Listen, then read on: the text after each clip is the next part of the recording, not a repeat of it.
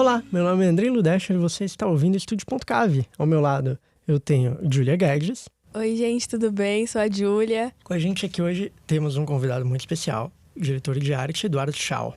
Olá, bem, eu trabalho eu sou um artista visual de formação, né? Eu estudei lá nos anos 80 ainda na Escola Pan-Americana de Arte e eu me formei como um ilustrador e daí a minha carreira foi para essa parte toda de audiovisual. Desde os anos 90 eu comecei a fazer meus primeiros curtas e nos últimos 20 e tantos anos eu trabalho principalmente com conceitos visuais e efeitos visuais para filmes, séries, comerciais, documentários. Então minha carreira é um pouco isso, além também de fazer histórias em quadrinhos, que é a minha outra atividade paralela como um narrador visual, assim. O que fez você querer se integrar nesse ramo?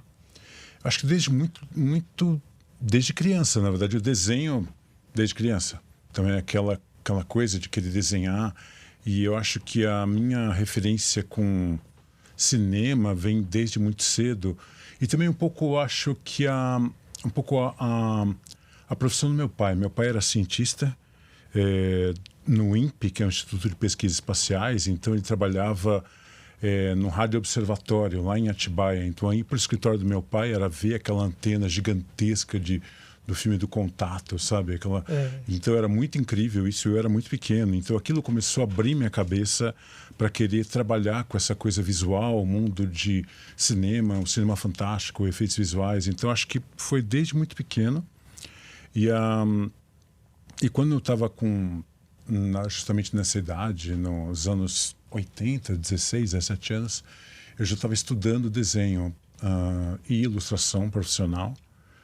E no comecinho dos anos 90, eu comecei a fazer uns curtas junto com um amigo meu, que ele comprou um computador. Era um computador chamado Amiga, na época, Commodore Amiga, que nem existe mais. Mas a gente conseguiu fazer animação com aquilo. Então a gente começou a fazer alguns curtas.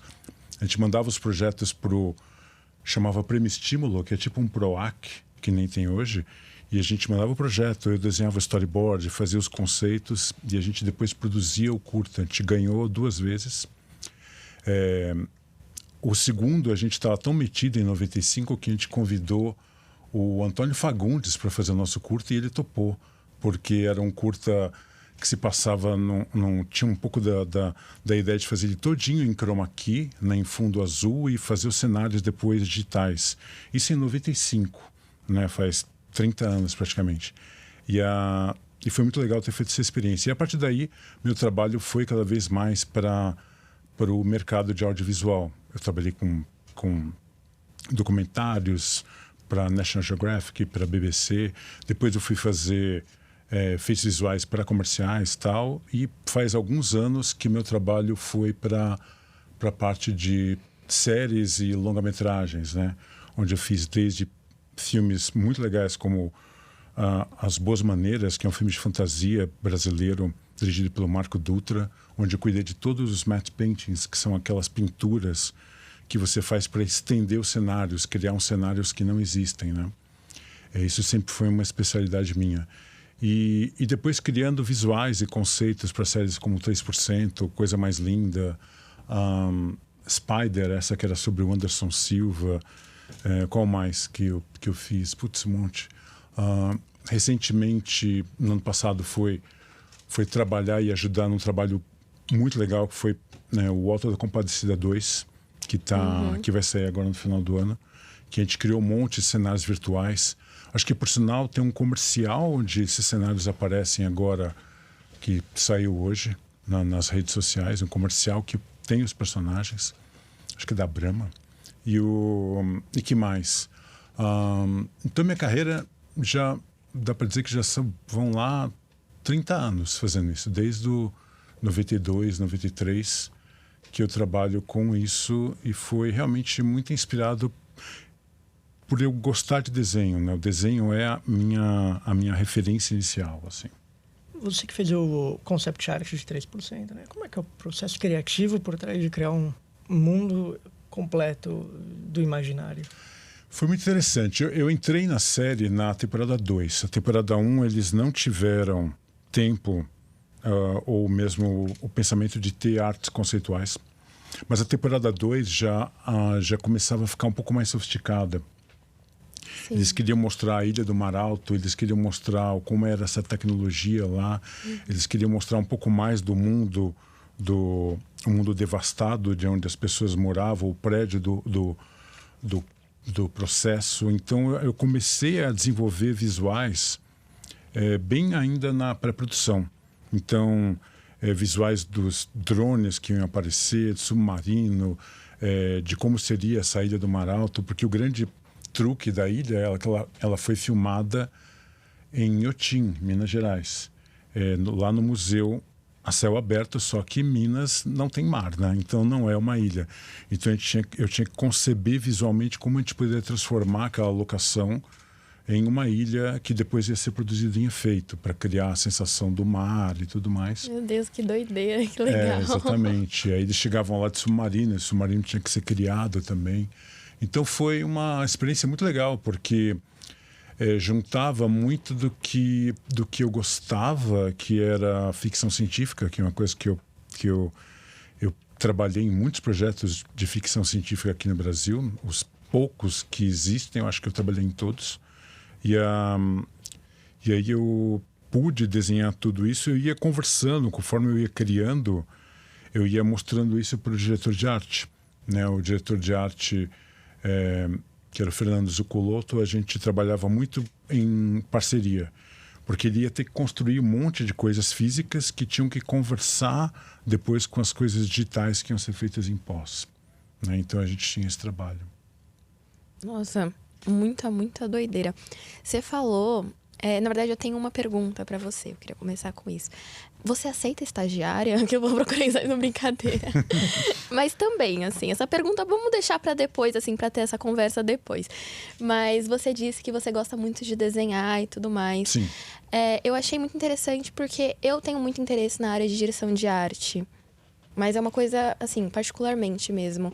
E eu queria perguntar, eu não sei desenhar.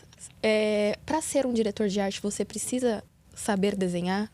Não necessariamente. Eu acho que para ser um bom diretor de arte, você tem que ter um conhecimento visual muito grande, na verdade, um entendimento de como o processo funciona e saber comunicar isso, porque não necessariamente você precisa de uma habilidade de desenho exímia e tudo mais. Você pode comunicar aquilo muito bem e você tem artistas, ilustradores, artistas de conceito, gente de storyboard que pode te ajudar a desenvolver aquilo, começar a criar peças visuais que te ajudem a apresentar aquilo.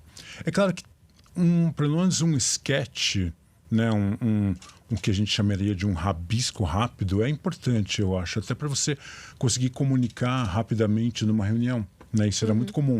A gente estava em reunião de pré-produção, começando a entender o que ia ser feito, e normalmente o diretor de arte rabiscava alguma coisa, eu rabiscava alguma coisa no papel mesmo, no iPad, mas normalmente no papel, para que já se colocasse ali algumas dúvidas do que ia funcionar e do que não ia funcionar.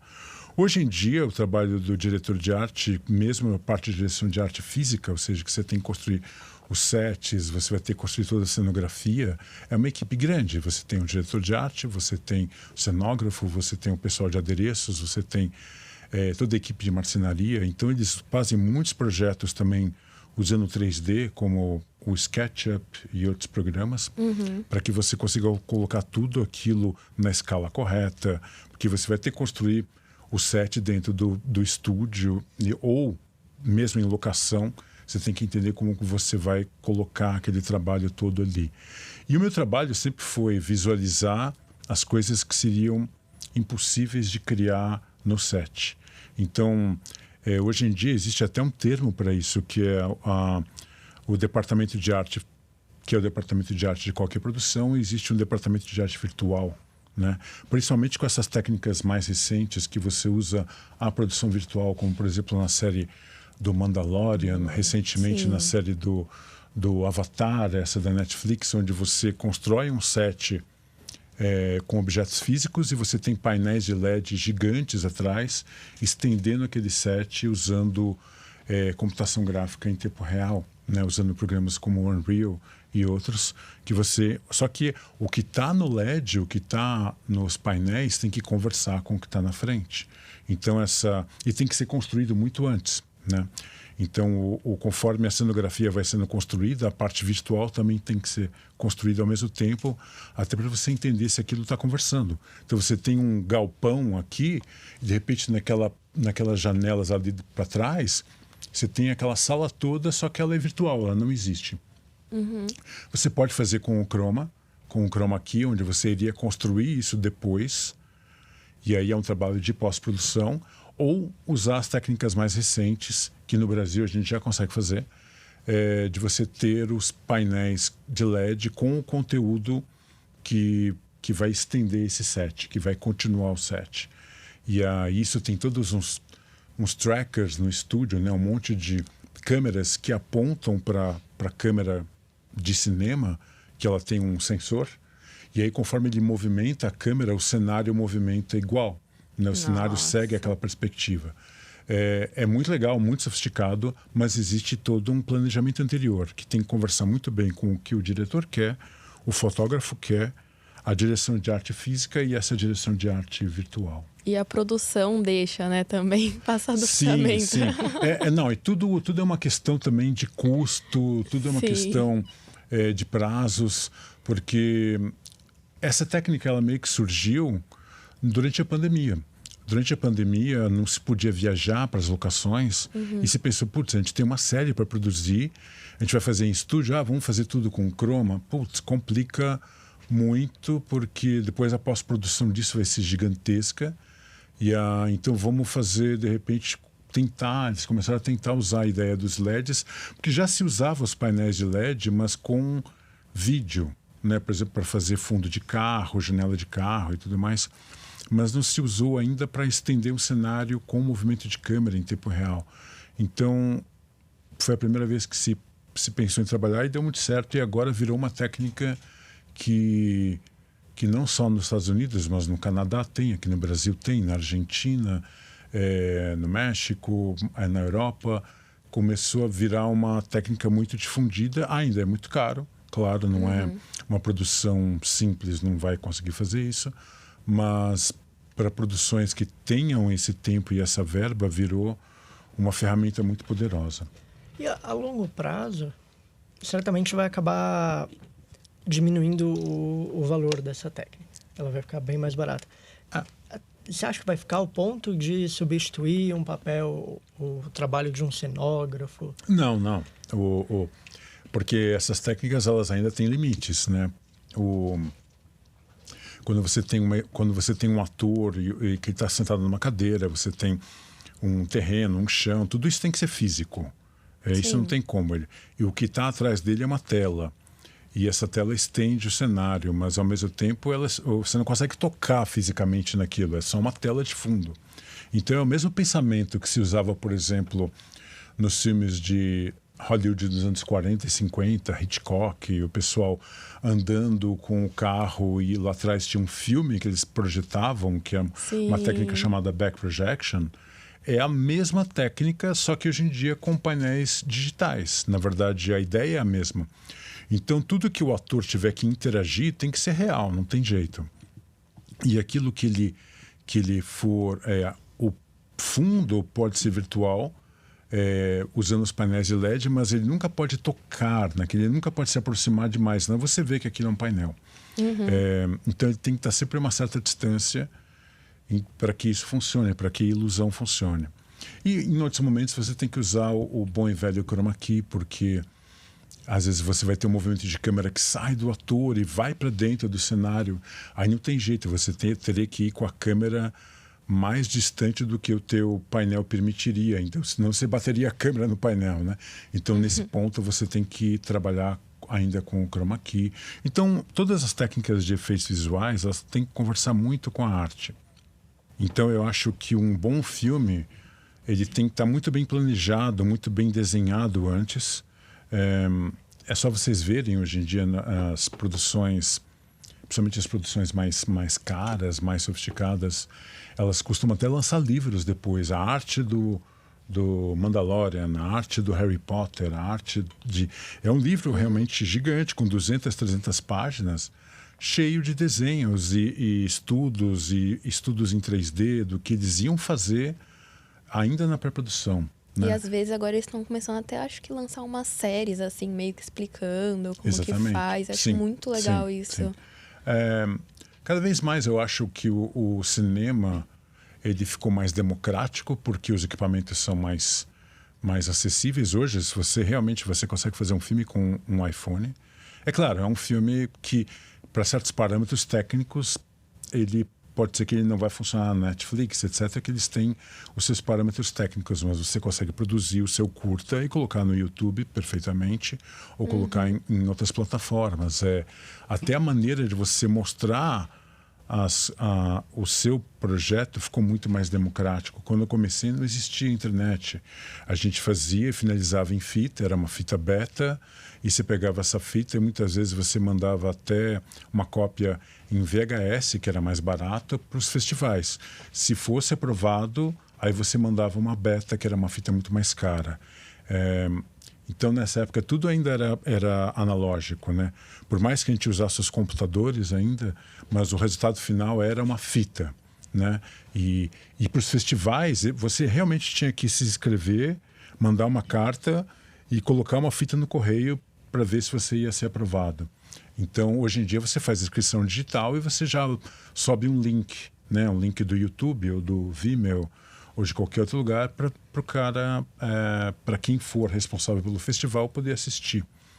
E eu voto na Academia Brasileira de Cinema, né, no prêmio do cinema brasileiro, que eu faço parte, eu voto, e toda semana eu recebo e-mail, principalmente agora que está chegando próximo do período de votação, eu recebo e-mails com um link para assistir o filme. Por favor, assista meu filme e tal, que é uma coisa meio comum. E eu também voto no Visual Effects Society, que é uma sociedade de artistas de efeitos visuais, que tem um prêmio todo ano. E aí os estúdios mandam. Eles costumavam mandar mais, mandavam os DVDs, que eles chamavam For Your Consideration, né, para a sua consideração, com os filmes que iam provavelmente concorrer. Né? Não somente ao Oscar, mas principalmente ao prêmio de efeitos visuais. Agora eles mandam link, né? Era mais legal quando eles mandavam DVD. Eu tenho um monte deles em casa. Agora eles mandam link e às vezes eu até esqueço de assistir. A mídia física chegava e era muito legal, porque era uma capinha exclusiva para os prêmios e às vezes chegava antes do cinema. Mas como eles ficaram muito preocupados com a pirataria, porque acontecia... eles começaram a mandar links e o link vem com uma marca d'água e agora Era toda uma experiência, mais chato, né? mas fica mais chato. Eu gostava quando eu ganhava o DVD. A experiência era mais legal. Exatamente. Eduardo, você falou que você estudou e trabalhou dentro e fora do Brasil. Sim. Você poderia citar pra gente, falar pra gente quais que foram as principais diferenças, sendo positivas ou negativas, ou ambas? Eu trabalhei fora do Brasil entre 2008 e 2010, depois 2012. Eu trabalhei primeiro na Inglaterra. Eu fui para lá, eu já conhecia a produtora, eu já tinha feito alguns trabalhos para eles daqui do Brasil, por internet. E aí eu tive a oportunidade de viajar para lá e nessa fui visitá-los. E aí eles me conheceram pessoalmente e tal. E aí quando eu volto para o Brasil, eu estava de férias... Eu volto e eles me chamam para um projeto que eu até queria tentar fazer daqui do Brasil, né? Mas eles falam, não, a gente precisa que você faça daqui, porque você vai ter que dirigir uma equipe, vai ter que ficar mais próximo. E a internet, naquela época, não era tão ágil quanto é agora. Então, eu acabei indo para a Inglaterra, era um projeto de 3 meses e eu acabei ficando 2 anos. Porque eles fizeram... uma proposta para mim para ficar como diretor de arte do estúdio, e aí eu volto para o Brasil para pegar visto de trabalho, todo aquele processo, né, no consulado. Aí eu volto para a Inglaterra e fico lá por 2 anos. E era muito legal, não era em Londres, era em Bristol, era uma produtora chamada 422. Eles faziam muita coisa para documentários, tipo National Geographic, BBC, History Channel, esse tipo de coisa. Então eu estava cuidando muito dos visuais que esses documentários iam ter. Então a gente fez um sobre o fundo do mar, que a ideia chamava Drain the Ocean, que era secar a água do mar e mostrar como é que são os vales e toda a topografia que existe embaixo da água, né? As fossas marianas, os vulcões que existem no fundo do oceano. Então foi muito legal visualizar isso. Foi um documentário muito bacana, foram 10 meses de produção. Fiz um monte sobre dinossauros, sobre Homem das Cavernas. Era bem sobre Jack Estripador, sempre tinha um desses, assim.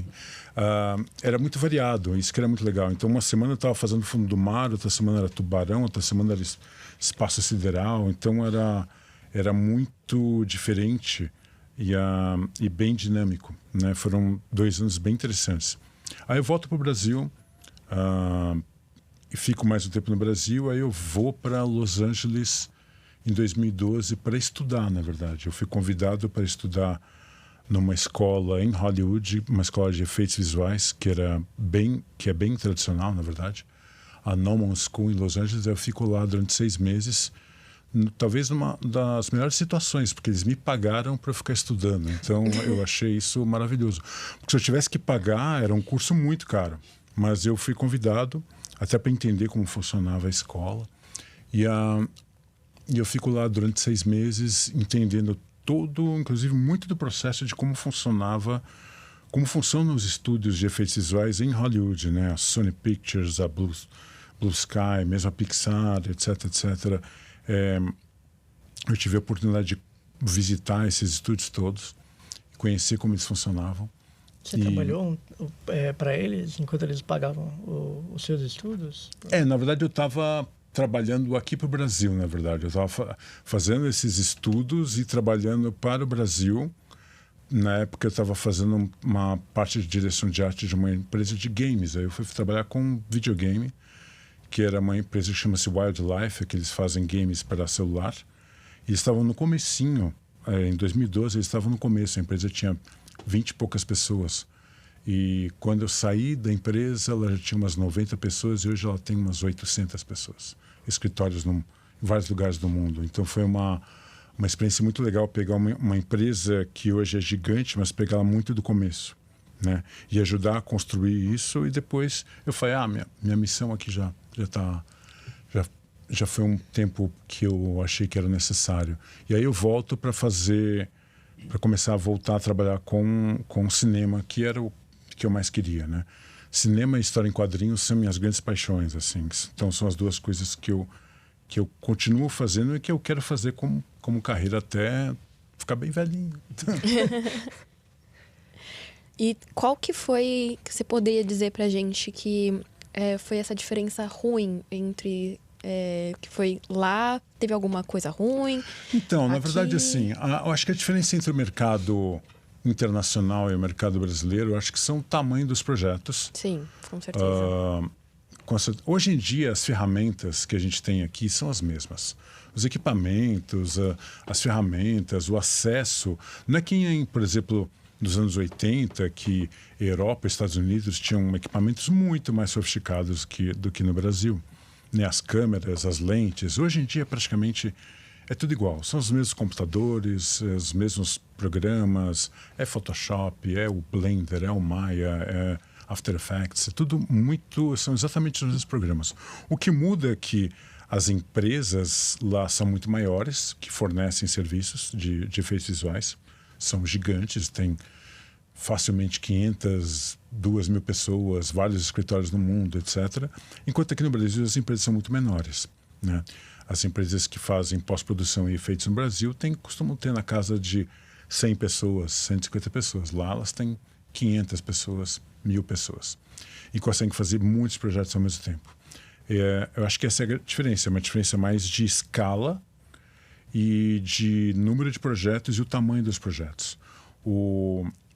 Aqui no Brasil, na verdade, se consegue fazer as coisas tecnicamente hoje em dia muito semelhantes, né? A qualidade de imagem que você vê de um projeto feito no Brasil e de um projeto feito na Europa, nos Estados Unidos, a qualidade de imagem que a gente consegue hoje é idêntica. O que muda realmente é os orçamentos, que lá são muito mais largos, né? E aqui as coisas são mais curtinhas, né? Então você é obrigado a ter que se virar com menos recursos financeiros igual a menos equipe. Então acho que a grande diferença que a gente tem para o mercado brasileiro, para o mercado principalmente nos Estados Unidos e na Europa, é realmente a quantidade de recursos que eles têm. Ai, dinheiro, porque nos odeia. Desculpa. Por que então você... O que motivou você voltar para o Brasil? Agora você está trabalhando como freelancer. Você considera mais difícil trabalhar como freelancer do que por uma empresa? Depende. Eu fiquei durante muitos anos trabalhando dentro de empresas, em vários estúdios, muitos estúdios. Mas no momento, para a minha vida, após... Eu fiz as contas, eu estou há 27 anos sem parar, saindo de um projeto para o outro, mudando de país, voltando para o Brasil, muda de país de novo, volta para o Brasil. As voltas para o Brasil também tiveram muitos motivos pessoais, familiares. Então eu não pretendo agora morar fora de novo. Eu acho que no ponto que eu estou na minha carreira, eu gosto de ficar aqui. E até para ajudar a desenvolver a indústria brasileira, né? Foi tentar ajudar nisso, tentar trazer isso. E na verdade, eu penso que a vida de freelancer agora foi uma opção que eu tomei, porque eu fiquei os últimos 27 anos, literalmente, eu fiz as contas, saindo de um estúdio para o outro e tal, e eu achei, gente, agora eu preciso de uma desacelerada. Então eu quero parar um pouco, desacelerar e fazer menos projetos por ano. Então, e poder escolher esses projetos. Eu quero fazer este projeto, quero fazer este outro projeto. Porque dentro de um estúdio, de uma estrutura de um estúdio, de uma empresa, você faz todos que aparecem. Porque a empresa precisa trazer capital, ela precisa gerar dinheiro para pagar toda a sua estrutura. Então, você vai desde projetos pequenos a projetos grandes, a projetos que você tem que resolver em uma semana, projetos mais rápidos, projetos que você gosta, projetos que você não gosta tanto. Então... E isso se torna muito desgastante, né? Então eu preferi agora, nesse momento, que eu falei, eu estou com 30 e poucos anos de carreira. Eu quero realmente dar uma desacelerada e poder fazer as coisas com um pouquinho mais de calma. Então eu vou muito mais ser um supervisor visual, fazer mais a parte toda de consultoria visual para os projetos e também cuidar dos meus projetos pessoais, fazer talvez os meus curtas, fazer os meus quadrinhos, né, que eu já faço há um tempo, mas estavam parados. Então é um trabalho agora que os próximos anos eu pretendo fazer as coisas com um pouquinho mais de calma. Sim, O que você tem Fiquei curioso, o que você tem de projeto pessoal, agora que você está trabalhando? Nesse momento eu tenho um projeto de história em quadrinhos de ficção científica que eu já faço há algum tempo. Eu vou fazer um novo número para lançar na Comic Con no final do ano, na Comic Con CCXP, né? Tem spoiler? Tem spoiler? Tem, ele chama Quad, depois eu coloco o link para vocês. Ai, perfeito. E já é um número novo, eu já faço essas histórias já faz um tempo. E aí eu tenho também um projetinho de curta, que eu escrevi o roteiro, que eu estou a fim de fazer. Mas isso eu quero jogar para o ano que vem. Esse ano é o quadrinho, o ano que vem eu penso se eu faço esse curta. Porque eu fiz alguns, mas faz muitos anos que eu não faço nada que seja meu. Talvez eu faça ele até em animação. Você falou que gosta muito de HQ também. Eu queria te perguntar, qual é a sua HQ referência? O que você usa como referência? A sua preferida? Pode ser o estilo de arte que você mais gosta também.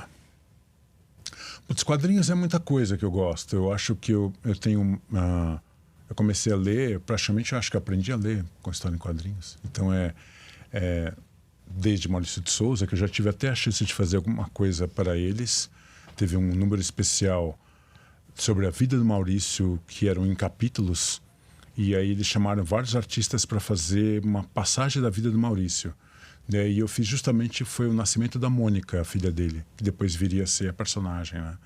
Então eu fiz esse trecho da vida dele, foi muito legal ter desenhado. Quando ele vai para o Rio de Janeiro, encontra o Ziraldo e tal. Marvel, super-heróis, eu lia muito quando era moleque, mas eu gosto muito de quadrinho europeu. quadrinhos, por exemplo, de ficção científica, quadrinhos que são um pouquinho mais sofisticados, e um quadrinho que eu adoro, que é um quadrinho japonês, que é o Akira, que é realmente uma das minhas grandes influências, assim, como artista e como narrativa visual, assim. Sim, com certeza. Acho muito legal. Agora eu tenho uma outra pergunta para você.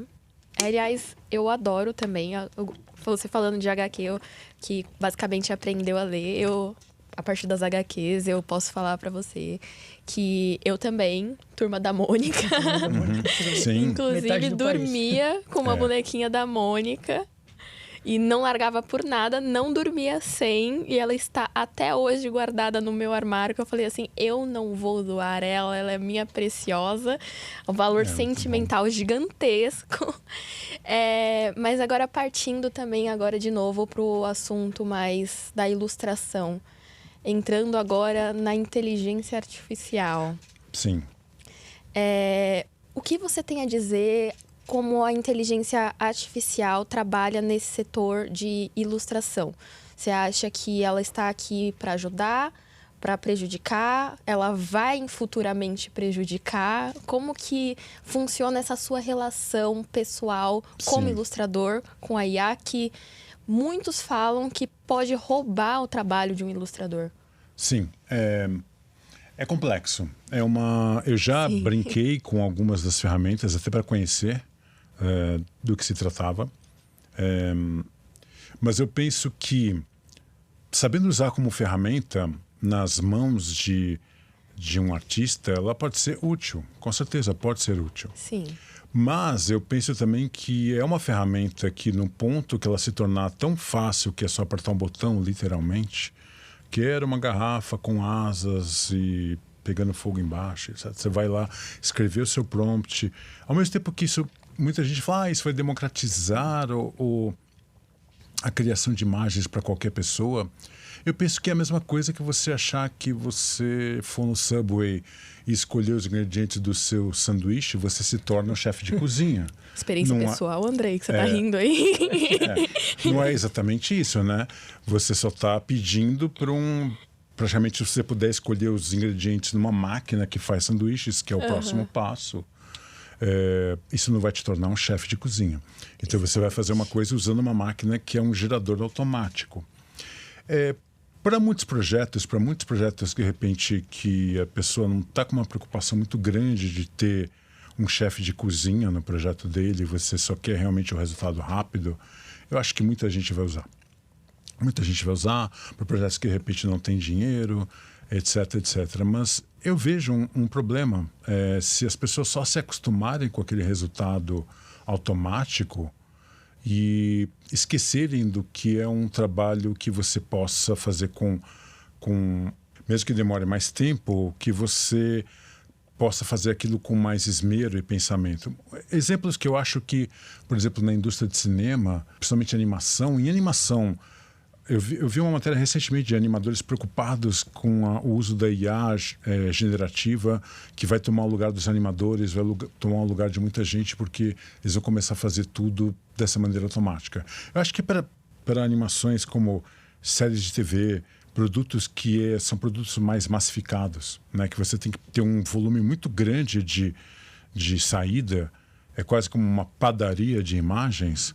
Eu acho que somente os donos de empresas não vão ter escrúpulos e vão usar. Se o resultado vai ficar bom ou não, a gente não sabe, mas muitas vezes eles não estão preocupados com o resultado. Sim. E sim com a saída, com o entregar.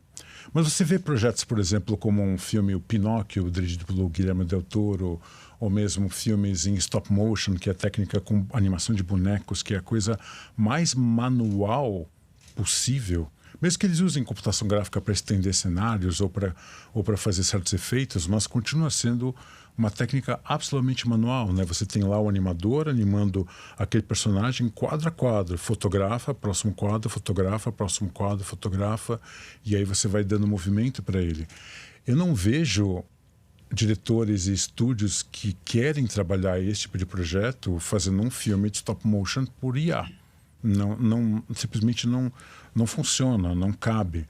Se cinema artesanal, ele vai continuar sendo feito, porque realmente, do jeito que está caminhando, em alguns anos, não é muito tempo, não é que você vai fazer um filme por IA, vai produzir e vai montar e vai editar e vai soltar no YouTube. Não, a sua TV vai fazer o filme para você. Você vai chegar em casa, eu quero assistir um filme de ação com a Sandra Bullock e o Seu Jorge. E usando o Robocop no meio de uma cena dos Flintstones. Eu quero tudo isso no meu filme e se passa nos anos 30. A tua TV vai estar ligada ao banco de dados e a um sistema de IA que ela vai gerar aquele filme para você. E no futuro, um pouquinho mais para frente, ela vai estar ligada ao seu relógio que mede os seus batimentos e ela vai saber qual cena te emocionou mais, qual que você ficou chateado e entender, e ela vai mudar o filme on demand, on the fly, ou seja, o filme vai se alterar conforme o seu sentimento. O que eu acho estranhíssimo, porque deixa de ser uma experiência coletiva e passa a ser uma experiência tão dirigida a uma única pessoa, né? Você vai poder criar o seu filme e assistir o filme que você quer. A mesma coisa com música, mas aí você pensa, putz, será que é isso mesmo? E cadê porque, de certo modo, a gente faz um trabalho que é um trabalho que você não faz para guardar para você. Você faz para mostrar para os outros. Se os outros vão gostar, é sempre aquele suspense, sabe? Que vão gostar do que eu fiz, ou eu vou conseguir fazer o melhor no próximo e assim por diante. Então, eu vejo o cinema ou qualquer forma de arte como uma experiência social e coletiva. Sim, se tudo for feito por uma máquina, por um sistema automático e totalmente direcionado para o seu gosto, isso vai ficar muito sem graça, na minha opinião. Ai, sim. O legal da coisa é você ver diversas opiniões. Não, e fora, exato, e fora que pode realmente também, além disso, pode realmente também impactar os empregos de muita gente. Exatamente.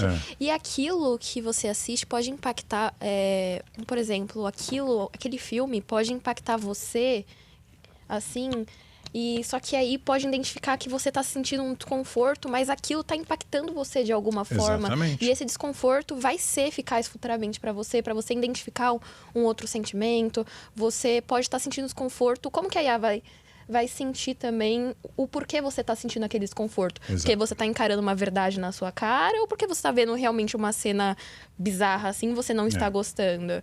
Porque, às vezes, a verdade na cara da pessoa, assim, você assistir, você ser colocado de frente com alguma coisa que vai ser desconfortável. Um filme de guerra, assim, que retrata a Segunda Guerra Mundial, assim, ele não é uma coisa totalmente agradável de ver. Não. Se tivesse uma pulseirinha de IA, assim, na minha... medindo meus batimentos, assim, eu ia falar assim, ela tá desconfortável, vamos mudar. Eu ia falar assim, não, eu tô desconfortável, mas esse desconforto pra mim é uma coisa que eu quero passar, eu preciso ver isso. Exato. Eu preciso ter essa experiência, né? É o que eu gosto de falar. Mas é complicado. Eu acho também que... Bem, fora os usos pro mal, né, de fake news que vão se tornar uma coisa cada vez mais complexa de você decidir... definir se aquilo foi gerado de uma maneira falsa ou aquilo é verdadeiro. A gente já está sofrendo hoje um nível de fake news onde as imagens geradas e os sons gerados ainda não são perfeitos. Mas quando eles ficarem perfeitos, que você não consegue realmente saber como aquilo foi criado, isso vai se tornar um problema muito grande. A briga a gente vai ver daqui a alguns tópicos. anos. Totalmente. A gente já está vivendo. Infelizmente, eu acho que a gente já está vivendo as portinhas do Mad Max com Blade Runner, assim. Toda a parte de desastres naturais, toda essa parte de manipulação e controle das pessoas. A gente já está vivendo aquilo que a gente só via nos filmes. E, de certo modo, a gente está começando a dar um passo para dentro disso. Até que ponto isso pode ser revertido? Não sei. Não, infelizmente, não me parece um futuro muito brilhante. Mas tudo bem. Os filmes de ficção estão virando documentário, gente. Exato. Baseado em fatos reais, totais. Vou trazer uma última perguntinha. Qual o filme que você foi no cinema e mais te impactou, que você viu e falou, é isso que eu quero fazer da minha vida? Guerra nas Estrelas. Uau. O famoso Star Wars, né? Hoje em dia, episódio 4, mas chamava Guerra nas Estrelas na época. Eu também tenho uma última pergunta para você. A gente monta aqui no podcast a feirinha do audiovisual, que a gente fala. Todos os professores ou as pessoas que vieram aqui, que a gente entrevistou, elas falaram a barraquinha que elas ficariam na feirinha do audiovisual. A gente tem professor que ficou na barraca da compota, professor que ficou na barraca do sebo, assim, vendendo livro, outro ficou com maracujá, o Deac, né, ficou com maracujá, que foi ele que chamou também, o Sadovski, que chamou você, que passou o seu contato. É tudo um esquema de pirâmide aqui Enfim, dentro. sim. Baita esquema de pirâmide da nossa feira. Eu queria te perguntar, se você estivesse nessa feirinha do audiovisual com a gente, qual que seria a sua barraca? Do café, com certeza, do cafezinho, porque eu adoro café, então eu ia ter cappuccino, café, biscoitinho, eu ia vender essas coisas na barraca e ainda ganhava um desenho. Ótimo, perfeito. Eduardo, muito obrigado pela sua participação, Júlia também. Muito obrigado. Obrigada. Foi uma conversa excelente, bem ilustrante. Muito legal. Ilustrante muito legal. mesmo. Ilustrante. Fantástico, muito obrigado. Eu sou André Ludesch, criador e coordenador deste projeto. Na produção temos Júlia Guedes, Júlia Gasparim, Sabrina Risso. No roteiro temos Isabela Ogata, Júlia Mansur, Rodrigo Bastos. Na edição, Heitor Zóbata, Natália Mansola, Rodrigo Muchagata. Na captação, Everson Afonso. Este podcast também foi feito em parceria com o Lab Digital, coordenado pelos professores André Deac e Paula Davis. E um agradecimento especial a Sabrina Risso pela logo e ao Cauê Librelon e Rodrigo Muchagata pela música.